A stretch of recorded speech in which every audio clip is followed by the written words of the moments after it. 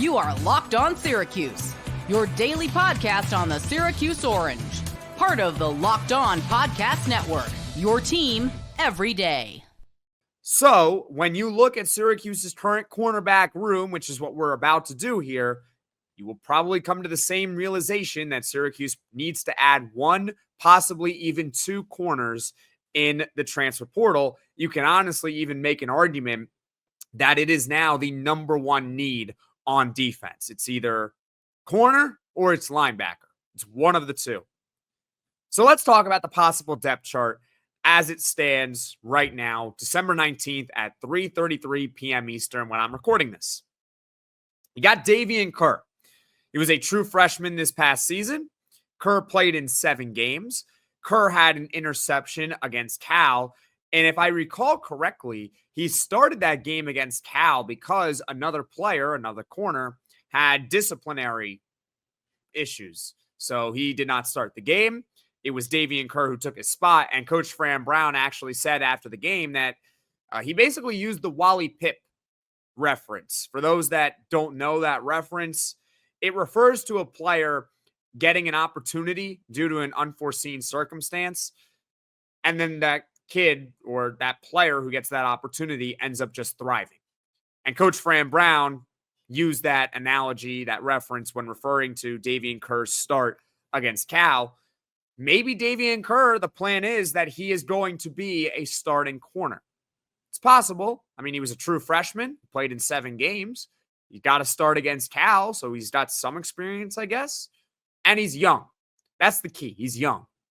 Because that means he's got more room to grow. Sound fair enough? So if you want to make an argument that Daven Kerr is going to take the next step and be a starting corner, fine. But as we get down the depth chart, you are going to realize they need to add at least one sure thing in here, maybe even 2. Let's talk about Greg Delane. Greg Delane, he's going to be a redshirt junior. Delane has experience. That's what he's got going for him. He's played in 22 games for Syracuse the past 2 seasons. However, Greg Delane doesn't have a lot of starting experience. Delane started 1 game in 2023, and you can correct me if I'm wrong, but I didn't see anything out there that stated that he started a game in 2024. So by my count, that would mean he's got 1 start in 2 years. What does that tell me? And what should that tell you? Well, he's going to be a redshirt junior, so he's had plenty of time to grow over college. Greg Delane, he profiles more to be just a depth corner. That's probably where he's best at.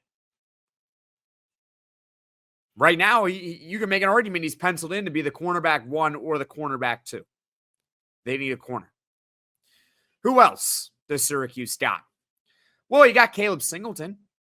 Caleb Singleton, a 2025 Rivals 4-star commit. He's 6'1", 175 pounds. Caleb Singleton rates across the 4 major recruiting services. Those are On3, ESPN, 24/7 Sports, and Rivals.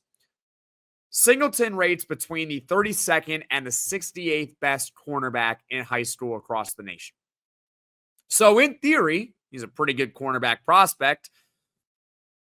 You could start him in his true freshman season, very similar to what they did with Marcellus Barnes. Barnes was a very talented high school prospect. They started him right away.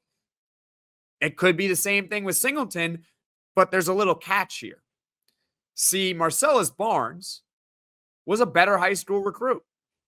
That's just the way to put it. He was a better high school recruit. Marcellus Barnes, for context, was rated between the 23rd and the 46th best cornerback in the country. So he had a much higher range than Singleton.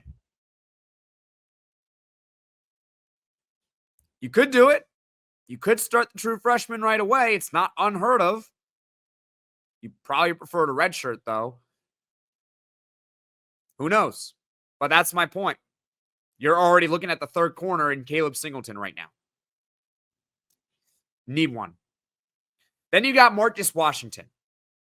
Marcus Washington's pretty interesting, folks. He was a 2022 4-star Georgia commit. Fran Brown was there. Obviously, he was the defensive backs coach at Georgia during that time.